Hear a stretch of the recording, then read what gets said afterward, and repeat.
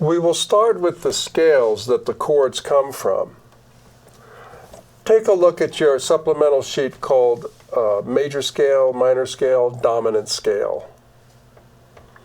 You can see that they're written out there, and note that the major third and the major seventh are highlighted in the first scale. Here's the first scale.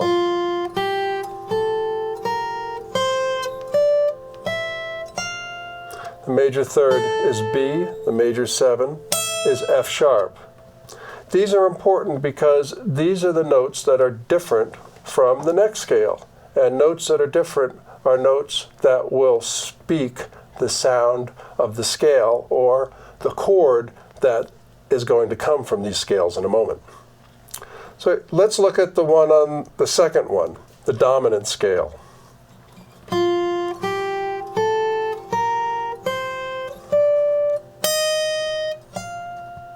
So this scale has the flatted seventh, major third, flatted seventh. The first or major scale has the major third and major seventh. Now let's look at the final one, the minor scale.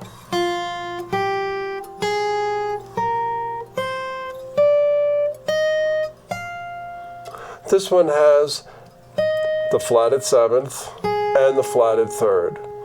So those are the tones that you want to be aware of in that scale and that you want to be aware of in the chords that you're going to learn that come from that scale. So looking at the G minor scale, we already went over it. It's written again at the top.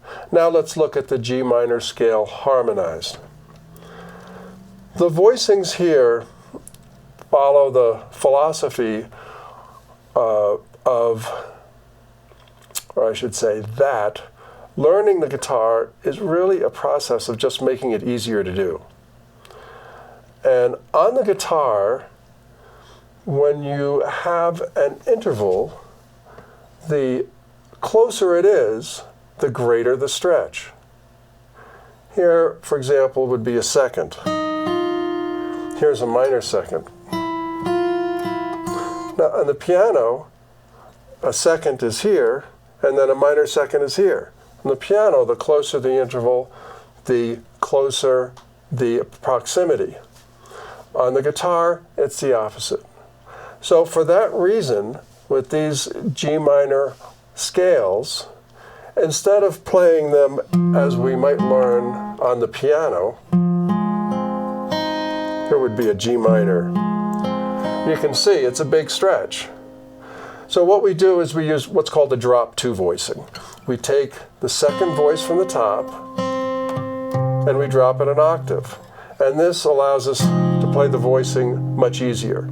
It's much, because there is more distance between the notes, it's going to lay easier on the guitar. So this is what's happening on your harmonized G minor scale. Let's look at the first one. Again, we start at the top, we're going to harmonize the scale, or in this case, just the chord tones on the scale. So look at the root. Here's the root G. We construct the notes, which, trust me, is a drop two voicing. I don't want to go through the derivation of each one. It's not necessary. You can see how easy it is to play, just straight across the neck. So that's from the root. Next is from the third. Couple of ways to finger this. On your sheet, I have it fingered as a semi-bar here on the E and B strings. However, some people are more comfortable playing it this way with the third, second, fourth, and first fingers down from the top. Either way, it sounds the same. Next, this is with the fifth in the melody, and here it is from the seventh. So here are your G minor scale inversions. In the next scene, we'll look at the three essential chord scale types from a chordal point of view. Okay, as we looked at with scales, Now let's look at the 3 chord types that come from the scales in root position. Root position in a drop 2 voicing has the 3rd on top. So here is G major. You can see, it's easy to grab. Here is G7. G7 is the dominant scale. And here's G minor. Easy to hear the differences in the 3rds and 7s. So let's go ahead now, look at the major scale harmonized. Starts off with this voicing, very easy to grab, bar with your second, with your 1st and 3rd fingers, and then from the 3rd, which I've already played, from the 5th, we're going to use the same voicing as with the root, and with the 7th, very easy to grab again, all very easy voicings. Some of you might say, well, that's not really a drop 2, is it? And you're correct. The drop 2 is actually this voicing. However, this voicing is unstable because of this interval. The 2 outside voicings are what hit the ear first. Those are the most prevalent sounds.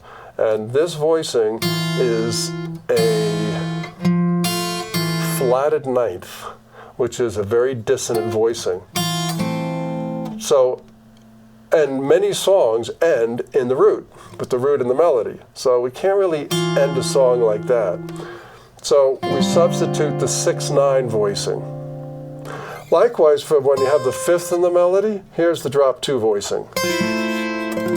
Very pretty, because it has that half-step rub in the middle. However, hard to grab. As you can see, my fingers are a little twisted here. So let's start off with the 6/9 voicing again. Try playing them one after another. And then back down.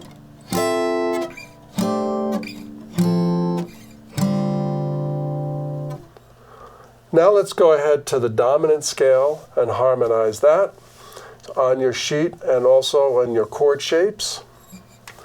Again, we are harmonizing the chord tones. We're not going to look at the scale tones in between for the time being. So here we go.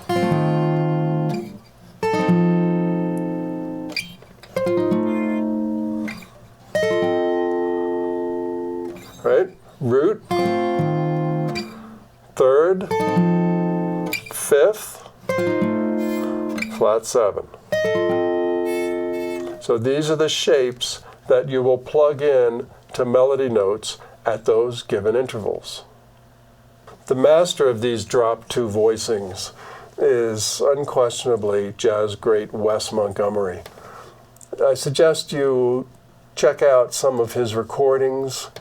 He has a live recording called Full House, where he does a chord melody on I've Grown Accustomed to Your Face, is the title of the song, that really illustrates the use of drop 2s and how fluid you can become with them.